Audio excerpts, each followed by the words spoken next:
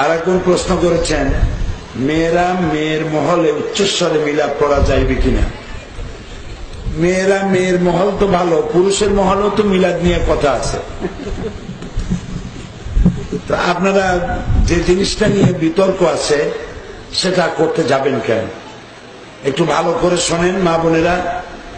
নবী করিম সাল্লাল্লাহু আলাইহি ওয়াসাল্লাম তিনি যা করেন নাই, সাহাবায়ে কেরাম রিদওয়ানুল্লাহ তাআলা আলাইহিম আজমাইন তারা যা করেন নাই, তাবেঈন তাবে তাবেঈনরা যা করেন নাই, সেগুলিকে ইবাদত মনে করাই বিদআত। আর রাসূল যা করেন নাই, সাহাবায়ে কেরাম যা করেন নাই, সেটাকে যদি আমি ইবাদত মনে করি, সওয়াব মনে করি, তাহলে অর্থ দাঁড়ায় এই, যেমন একটা ভালো ইবাদতের কাজ, অথচ রাসূল আমাদের জন্য এটা দেখায় যান নাই, তাহলে এটা কি এতে কি ঈমান রক্ষা পাবে? ঈমান রক্ষা পাবে না। রাসূলুল্লাহ এমন কোন কাজ বাকি রাখেন নাই যা তার উপরে অর্পিত হয়েছে, বলার জন্য বলা হয়েছে, করার জন্য বলা হয়েছে, অথচ তিনি তা গোপন করেছেন। এরকম হয়েছে? রাসূলুল্লাহ আরাফাতের মাঠে বলেছেন, আমি কি আমার রিসালাতের দায়িত্ব পালন করেছি? সাহাবায়ে কেরাম বলেছেন অবশ্যই করেছেন। তিনি তখন আকাশের দিকে আঙ্গুল উঁচু করে বলেছেন, আল্লাহ তুমি সাক্ষী থাকো। ঠিক আছে না? সেই জন্য যা রাসূল করেন নাই আমরা তা করতে পারি না। পীর সাহেবের হাতে বয়াত না হইলে নামাজ রোজা সহি হইবে না। এবং পীর সাহেবের হাতে আপনার হাত রাখাই তো জায়েজ নাই, হারাম, যদি ওই পীর আপনার কোন মহিলার স্বামী না হয়।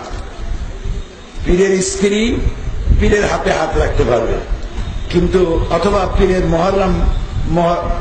মহরম নারী যে সমস্ত আছে, যেসব মেয়ে লোককে তিনি তার জন্য বিবাহ করা হারাম, তারা তার হাতে হাত রাখতে পারে। কিন্তু যারা তার জন্য গায়রে মুহররম, তারা কখনো কোনদিন কোন পরপুরুষের হাতে হাত দিয়েছে, পীর হোক অথবা তার থেকে বড় কিছু হাত দিতে পারবে না। এটা সুস্পষ্ট হারাম। নবী করিম সাল্লাল্লাহু আলাইহি ওয়াসাল্লাম তার হাত কোন পরনারীর হাতে স্পর্শ করে নাই। এজন্য হাতে হাত দিয়ে বলি দেওয়ার তো কোনো দরকারই নেই।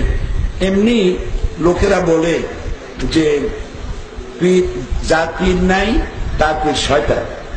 এই কথা যদি সত্য হয়, তাহলে ইমাম আবু হানিফার পীরকে, ইমাম শাফির পীরকে, ইমাম মালিকের পীরকে, ইমাম আহমদ বিন হাম্বলের পীরকে, সাহাবায়ে কেরামদের পীরকে, এই পীর কোথায় আছে? কোরআন শরীফের কোন শব্দ আছে পীর বলে, অথবা হাদিসে কোন শব্দ আছে পীর বলে? তিনি আরো একটি প্রশ্ন করেছেন, পীর সাহেবের হাতে বয়াত হইলে পীর সাহেব মুহাম্মদ সাল্লাল্লাহু আলাইহি ওয়াসাল্লামের মাধ্যমে কবরে প্রশ্নগুলির উত্তর দিয়ে দিবেন। নাউযুবিল্লাহি মিন যালিক।